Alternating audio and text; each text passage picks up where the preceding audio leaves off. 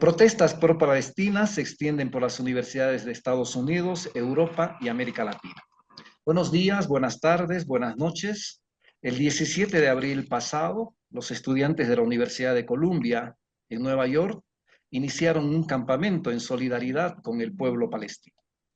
Desde entonces, son más de 200 los campamentos en universidades de los Estados Unidos que se han sumado a estas movilizaciones. Estas protestas pro-palestinas se han extendido también por Europa y el mundo.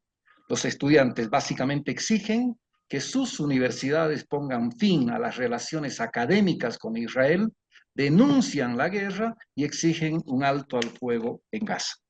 Cabe recordar que el 7 de octubre de 2023, Hamás atacó a Israel con un saldo de 1.200 muertos y la toma de 240 rehenes. La posterior ofensiva israelí sobre Gaza ha provocado un impacto devastador y se ha cobrado la vida de más de 34.000 palestinos hasta el momento. Estas movilizaciones estudiantiles que no se veían hace mucho tiempo en los Estados Unidos son comparables, se ha dicho, a las que se dieron en los años 60 y 70 contra la guerra en Vietnam. ¿Cómo entender históricamente estas manifestaciones a favor del pueblo palestino? ¿Cuáles las repercusiones en el plano político de esta revuelta estudiantil que se extiende por el mundo contra la guerra en Gaza? Para hablar de estos temas hemos invitado a Teivo Teivainen, profesor de Política Mundial de la Universidad de Helsinki, Finlandia, y a Raúl Sivechi, periodista uruguayo, quien recorrió estos días las acampadas universitarias de Los Ángeles y Pensilvania en los Estados Unidos para hacer un reportaje para el semanario Brecha. Muchas gracias a los dos por estar en Hora 25. Raúl, quiero empezar contigo inmediatamente. ¿Cómo caracterizar estas movilizaciones que tú has recorrido estos días en Estados Unidos? ¿Cómo describirlas? ¿Cuáles son las demandas? ¿Cuál es tu análisis inicial de esto que estamos viviendo en este momento? Bueno, hola Mirko, hola Teivo, un gusto estar con ustedes. Primero aclarar que yo fui a Estados Unidos por otro motivo, para presentar un libro que hace tiempo fue publicado ahí en Bolivia, Mundos Otros, y me encontré con las acampadas, fue una gran suerte. Estuve en 4 universidades, la de Pensilvania y 3 en Los Ángeles.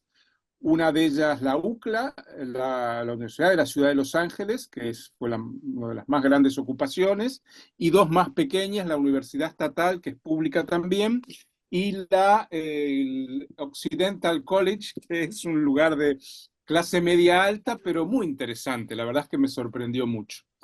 Entonces, lo primero, destacar la masividad. O sea, no había 20 estudiantes, había cientos, quizá miles de estudiantes como en la UCLA, movilizados, acampados, en un clima de mucho entusiasmo, de buena organización, de una gran diversidad. Había muchos jóvenes, pero también había profesores, había jóvenes blancos, militantes o activistas y afrodescendientes, había mexicanos, había quien flameaba una huipala, una chica boliviana, había diversidad de personas y bueno, había chicos y chicas queer, trans, había banderas mexicanas, hay 50 millones de latinos en Estados Unidos, y había también alguna que otra bandera palestina, perdón, había muchas banderas palestinas y una que otra bandera israelí con judíos no sionistas que se solidarizaron con los campamentos. Entonces, fue algo multitudinario, enorme, festivo y a su vez combativo. Y para no alargarme mucho, diría que una de las demandas era el cese del fuego y otra que las universidades, que tienen muchos millones de dólares, se desinvirtieran lo que habían invertido, lo que están invirtiendo en empresas israelíes o que negocian con Israel y en empresas de guerra, de armamento militar. Esto fue muy estimulante y quiero decir que el clima que vivía en muchos lugares de Estados Unidos, sobre todo en Nueva York y en la costa este, era un clima donde se veían en las casas, no abundantemente, pero banderas palestinas, jóvenes con la cufilla, con el pañuelo palestino, un clima realmente interesante. Eibo, de igual manera, se han dado manifestaciones estudiantiles en Helsinki, en el lugar en el que tú estás en este momento, Madrid, Ámsterdam y en otras ciudades europeas. ¿Cómo has analizado este proceso que se ha denominado una revuelta estudiantil? Hola, mucho gusto. Ha sido fascinante y ahora escuchar a Raúl ahí en una parte ha sido que quizás acá también han mirado a los Estados Unidos y hay un poco eso de inspirarse en lo que se hace en los Estados Unidos, donde el tema es de alguna manera políticamente más fuerte y más de peso también por el hecho de que Estados Unidos apoya a Israel de una manera muy grande. Acá en Europa, aunque la Unión Europea, tanto como Unión y sus países miembros, también apoyan mucho a Israel, aunque tratan de hacer algo con Palestina. Acá quizá la conciencia sobre el tema de que Unión Europea como actor político podría tener un impacto en Israel no es tan grande como en los Estados Unidos. Y creo que ahora escuchando a Raúl, estaba pensando en cómo en los Estados Unidos un dato desde hace ya algún tiempo que ha surgido, que en las posiciones sobre el tema Israel-Palestina, donde hay divisiones muy obvias entre partidos políticos, entre grupos de diferentes religiosos, etcétera, ha surgido y se ha visibilizado que hay también una diferencia generacional que va más allá de las otras divisiones más obvias. Y eso es algo que ha comenzado el peso de eso ha comenzado a sentirse tanto frente a las elecciones que vienen en los Estados Unidos ahora hacia finales de este año, como en plazos medianos y más largos, y porque siempre las posiciones pueden cambiar, pero es previsible que en un futuro el apoyo a Israel en los Estados Unidos va a tener cada vez más resistencia en contra del apoyo, y eso ya es previsible por esas encuestas y esas protestas en los campus en los Estados Unidos reflejan un poco eso. Estoy seguro que muchos protestantes, muchos ahí manifestantes saben también eso y saben que haciendo esa protesta están poniendo presión política a Biden para tratar de romper un poco, quizá por primera vez, el apoyo tan incondicional que ha tenido el gobierno de Estados Unidos con Israel. Entonces, vamos a ver, ahora hay un poco de habla, no tanto de hechos, de que el gobierno de Biden estaría dudando un poco más en la incondicionalidad del apoyo que ha sido tradicional a Israel. Si va a ser un impacto tan fuerte, vamos a ver. En Europa, quizás en las demandas, uh, hay un poco más, hay demandas para las universidades, justo como dijo Raúl de los Estados Unidos, para terminar con ciertos contratos de intercambio y todo eso que en universidades de Israel para revelar inversiones que pueden tener las universidades como inversionistas o directamente en Israel, o algo que es más complicado en instituciones financieras que luego pueden tener inversiones en instituciones que pueden tener inversiones en Israel. Entonces, hay demandas tanto para las universidades y jefaturas de las universidades como para los gobiernos en diferentes países, pero eso frente a gobiernos varía un poco en los países. Por ejemplo, en Noruega el gobierno ya es un poco más crítico a Israel que en Finlandia, por ejemplo, donde el gobierno actual de derecha es mucho más, hay muy poca crítica a la política de Israel en los hechos y en las palabras también, y eso se refleja en si los protestantes hacen demandas a los gobiernos también, quizás acá un poco más y en Noruega un poco menos. Raúl, se compara las actuales movilizaciones estudiantiles con las movilizaciones de los años 60 y 70 contra la guerra en Vietnam. En aquella Sí, oportunidad, tú lo mencionas en tu reportaje, las principales manifestaciones se dieron en las universidades para pedir el fin de la guerra y el fin de la intervención estadounidense en Vietnam. ¿Cómo analizas esta relación y comparación histórica? sí, es muy difícil porque la guerra, el movimiento contra la guerra de Vietnam duró una década entera, ¿verdad? Del 63-64 hasta que Estados Unidos se retira y por lo tanto el régimen vietnamita, sur-vietnamita cae. Todavía es muy pronto, no ha pasado un año desde el 7 de octubre, ¿verdad? Y desde el comienzo de esta ofensiva militar tan brutal de Israel. O sea que es muy pronto para analizarlo. Ahora, si tuviera que decir el primer impacto, creo que sí es comparable con lo que pasó en los campus con Vietnam. Veremos a dónde va. Ya empiezan a aparecer personalidades del mundo de la cultura, del deporte, de los medios de comunicación que se oponen y esto va creciendo. Yo creo que es tanto Estados Unidos, que sin duda lo apoya más allá de alguna frase de Biden, como el propio Israel apostaban a una resolución rápida por la vía militar. Si esto no sucede, las cosas se le van a complicar al gobierno de Biden y a los gobiernos sucesivos, porque esta es una situación muy particular. Los dos partidos, tanto el demócrata como el republicano, sin duda Trump, están a favor de lo que hace Israel. O sea, ahí no hay fisuras. Y esto está generando una situación muy curiosa en Estados Unidos, creo que sin precedentes, en la cual no hay uno de los partidos tradicionales que diga, bueno, ustedes critiquen al gobierno y vénganse con nosotros.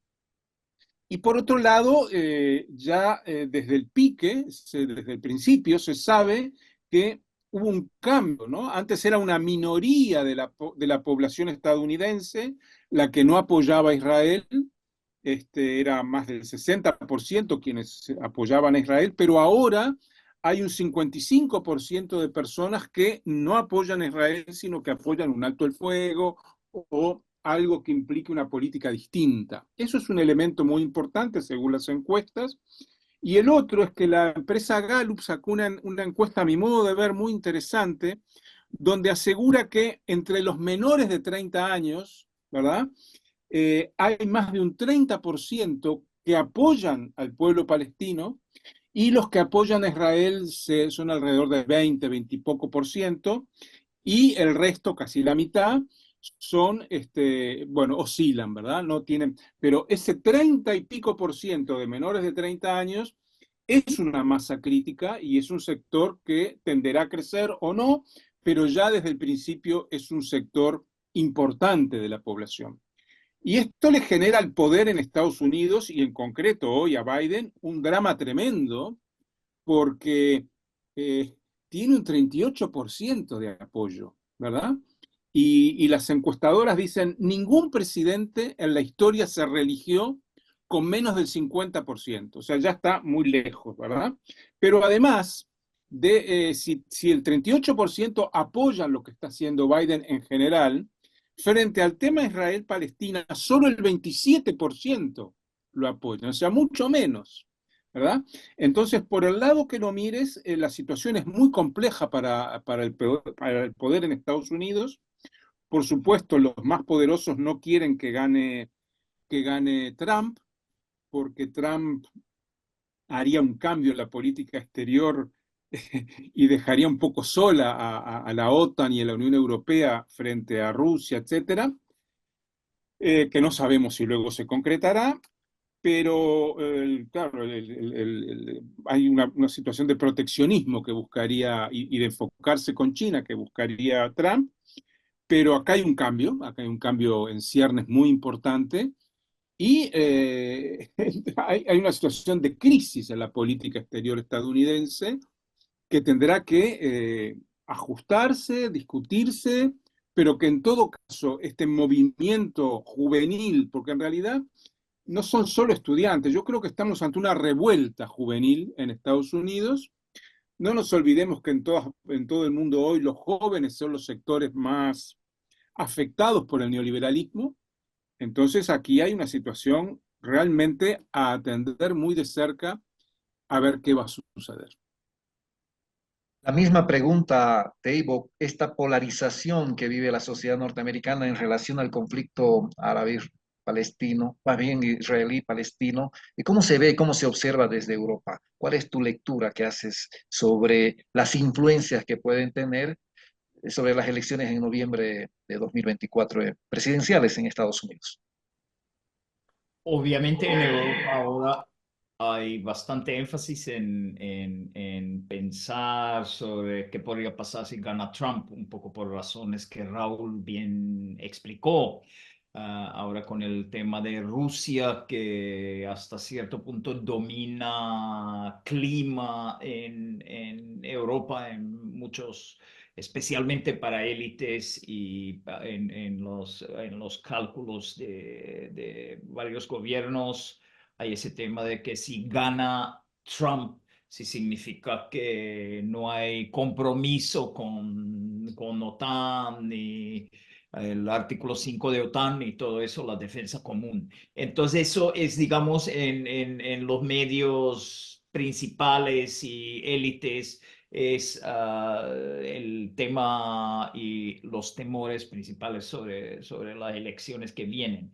Y allá puede ser que vean que esas protestas en las universidades ahora um, crean un poco un dilema a Biden, justo en el sentido que Raúl ya explicó en general y hay estudios que dicen que algunos estados en particular, porque la elección en los Estados Unidos no importa solo cuál es tu porcentaje nacional, sino que en estos ciertos estados como Wisconsin o como Michigan y otros, donde no se sabe muy claro quién va a ganar. Hay varios estados, todos saben que Nueva York va por los demócratas y ciertos estados van para republicanos, pero en esos swing states hay gente que está diciendo, especialmente jóvenes pro-palestinos, que mira Biden, si tú no cambias tu política, nos quedamos en la casa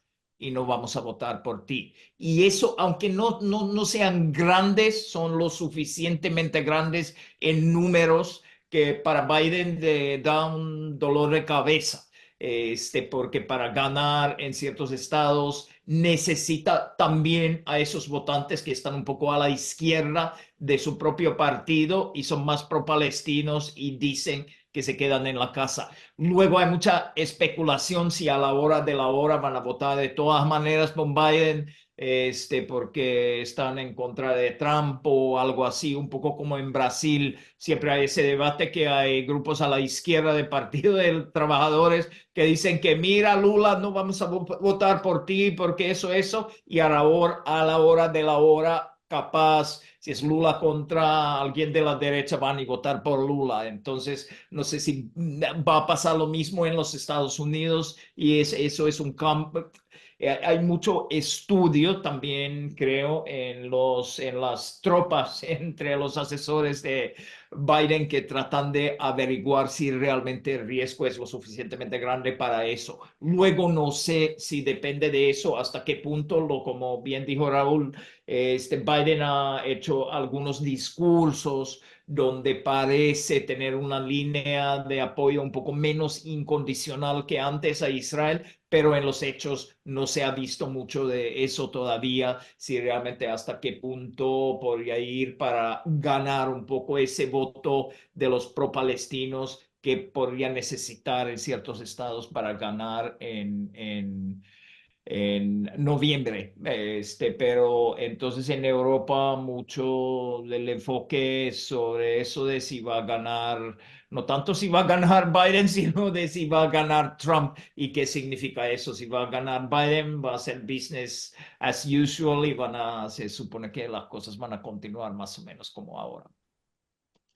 Raúl, describes también la represión. ¿Cuál es tu lectura sobre la represión a esta dinámica estudiantil por parte del sistema de gobierno norteamericano? ¿Ha habido mucha represión, encarcelamientos? Bueno, ¿Cuál es tu lectura? si la miramos desde América Latina, es una represión suave, ¿no? Porque no ha habido una violencia policial extrema, ni lo que estamos acostumbrados a ver por estas latitudes. Ha habido desmantelamiento con fuerza de los campamentos. En algunos casos, yo lo vi en la UCLA, y además esto es muy sintomático, se utilizó a grupos de choque sionistas, ¿verdad?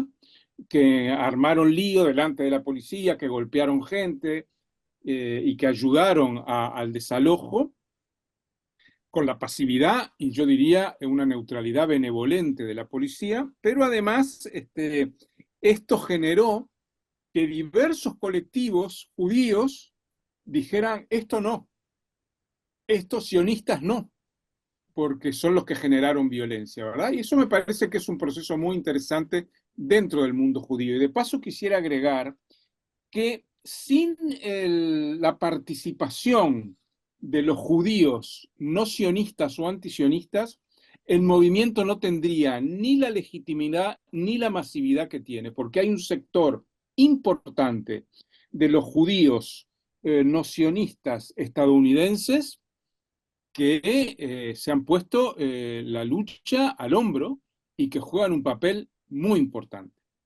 Después, bueno, la policía, sabes cómo es en Estados Unidos, es mucho número de policía, una cantidad enorme, y presionan y hacen, no te diría lo que quieren, pero son una fuerza disuasoria importante. Y además no hay una cultura de enfrentar a la policía porque además las consecuencias serían muy graves. Incluso en Estados Unidos, si te echan de la universidad y no puedes seguir estudiando, quedas endeudado. Yo tengo varios casos, tengo una amiga, Marina, que se recibió hace 18 años de abogada y recién hoy está terminando de pagar los $100.000 en los que quedó endeudada. Otro amigo que es hijo de peruanos terminó la carrera solo con $30.000 de deuda. O sea, esto no es Europa, no es América Latina, donde el que tiene dinero va a la privada. No, no, cualquier universidad tiene un costo muy alto para el estudiante y eso hace que también esto tenga un valor muy fuerte, porque están hablando de una cantidad de dinero que hace a la vida de las personas, que la vida de las personas pueda llegar a ser muy, muy frágil en el futuro, ¿verdad?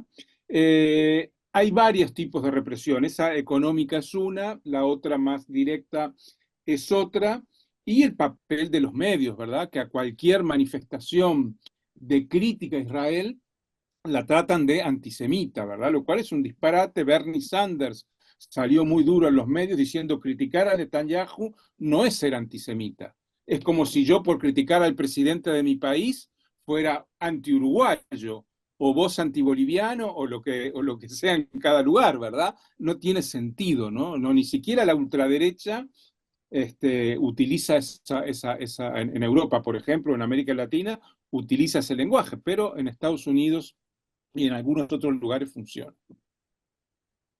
¿Cómo evalúas tú, como experto en política mundial, el papel de la Organización de las Naciones Unidas? Pasa en muchos otros campos. De un lado, no hace mucho y obviamente el poder de veto de los Estados Unidos en temas de Israel, que casi siempre ejerce y así Estados Unidos puede, por lo menos en Consejo de Seguridad, siempre bloquear intentos de buscar acciones contra Israel o punir a Israel. En Asamblea General, sí, ha habido varias condenas y varios tipos de pedidos en cuanto al conflicto. El problema es que Asamblea General de la ONU, donde puedes tener una situación donde solamente Estados Unidos, Israel, no sé, un estado como Nauru o otra pequeña isla del Pacífico vota con los Estados Unidos por diferentes arreglos que hacen y la gran mayoría vota para condenar a Israel, pero ONU no tiene siempre capacidad para ejecutar y llevar a cabo sus decisiones. Y especialmente, obviamente, en teoría, si serían decisiones de del Consejo de Seguridad, allá sí, en teoría, habría posibilidad de usar una fuerza para llevar a cabo eso. Luego hay agencias más particulares como UNRWA, que se dedica mucho a proveer ayuda, comida, etcétera, ahora en Gaza y a los palestinos en general, y que así ha tenido Israel, ha intentado deslegitimar esta organización de la ONU diciendo que hay, y es bastante posible que obviamente puede haber, si tienes miles y miles de personas trabajando allá, que haya algunos que tienen algún lazo con Hamas, ¿no? Y entonces han utilizado eso para desprestigiar a la organización con y tratando de lograr que gobiernos, por ejemplo, en Europa, el gobierno derechista de mi país, Finlandia, decidió cortar o congelar por un momento ayuda a esa agencia de la ONU.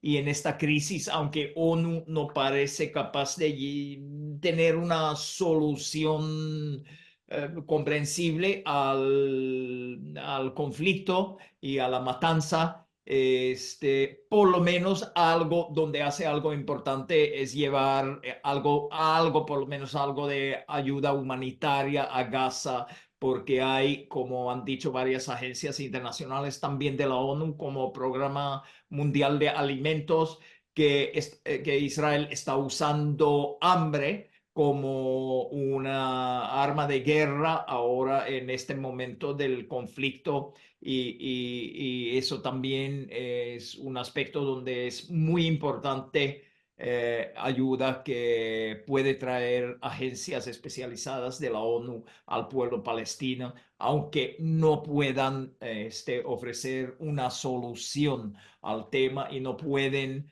forzar a Israel de dejar de masacrar a los palestinos en Gaza ahora. Raúl, finalmente mencionas en tu reportaje la frase movilizaciones que son una luz de esperanza. Raúl, ¿a qué te refieres? ¿Las movilizaciones estudiantiles son saludables? ¿En qué sentido son una Bueno, luz yo creo de esperanza? primero que las guerras no se ganan en el campo de batalla. Hay algo más que las armas, que la tecnología, que el campo de batalla, y eso lo demuestra bien claramente Vietnam, y lo demuestran las guerras, las dos guerras mundiales. Sería muy largo hablar de esto, pero sin los maquis, ¿verdad? Los civiles que se dedicaban a boicotear al ejército nazi, o sin las luchas obreras durante la Primera Guerra Mundial, en Rusia, por supuesto, pero en Alemania, en los países implicados en las guerras, hubieran ganado los peores, ¿verdad? Eso es una primera cuestión. La segunda, el otro día, y capaz que lo podés poner en esta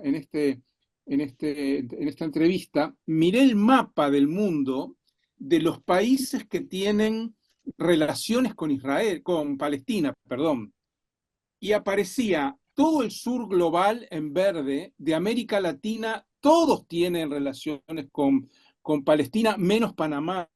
De África hay dos países que no tienen, y de Asia, bueno, Japón, Corea del Sur y algún otro más, Australia, Nueva Zelanda, que tienen, y en Europa, menos Islandia y Suecia y Europa Oriental, todos tienen, Estados Unidos y Canadá. Entonces, es el mapa del colonialismo. Entonces, ¿por qué digo esto? Porque creo que esto es una luz de esperanza del sur global y del norte no norte, o sea, del norte crítico, digamos, para poner fin de una vez por todas al colonialismo, porque lo que está haciendo hoy Israel con Gaza es neocolonialismo. Esto es una luz en todos los sentidos, porque la diversidad de las protestas me parece muy importante, y por eso destaco la participación de judíos no sionistas, que no son pocos. Esa es la luz de esperanza, de que haya diálogo entre los pueblos, que haya diálogo entre las personas de abajo, más allá del color de piel, más allá del lugar donde nacieron, etc. Teivo, tu evaluación final de estas dinámicas estudiantiles, juveniles, eh, en la correlación de fuerzas políticas internacional. ¿Cuál es tu evaluación? Bueno, concuerdo con básicamente todo lo que dijo Raúl ahora,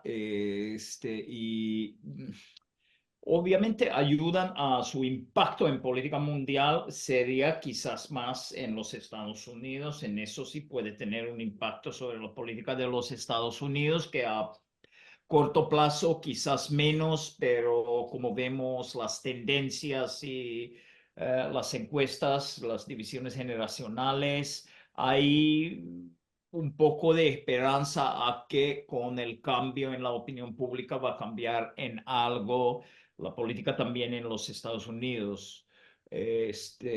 Luego, ¿qué solución buscan? Eso es algo donde hay un debate también dentro del campo ampliamente pro-palestino, o sea, si se está buscando una solución de dos estados, que haya un estado palestino y un estado como Israel de hoy en día, a través de reconocimiento de Palestina como estado, que sí es un proceso, uno de los procesos con una relevancia un poco mayor en las Naciones Unidas.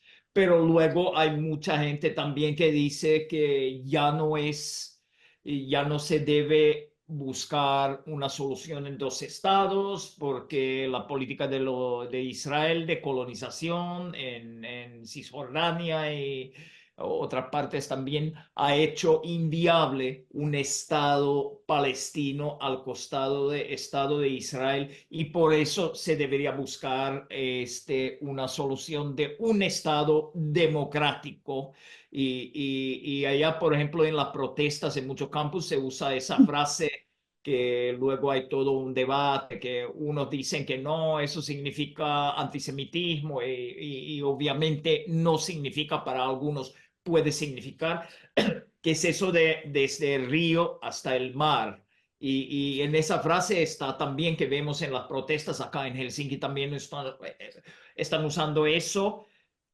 A lo mejor eso y en las protestas más que solución de dos estados, que es la posición oficial de muchos estados, en la protesta se ve eso más comparable a lo que pasó en Sudáfrica, que estamos buscando una solución donde haya un estado democrático donde desde el río hasta el mar habría una persona, un voto con derechos plenos a todos y también el hecho de que se esté visibilizando quizá un poco más que antes el término apartheid, cuando se habla de Israel, es un poco, sugiere un poco que quizá el modelo de transición hacia un futuro no sería a través de dos estados, sino un poco como en Sudáfrica, aunque hay muchas diferencias también, obviamente, entre Sudáfrica de aquel entonces en tiempos de apartheid y Israel ahora, pero el concepto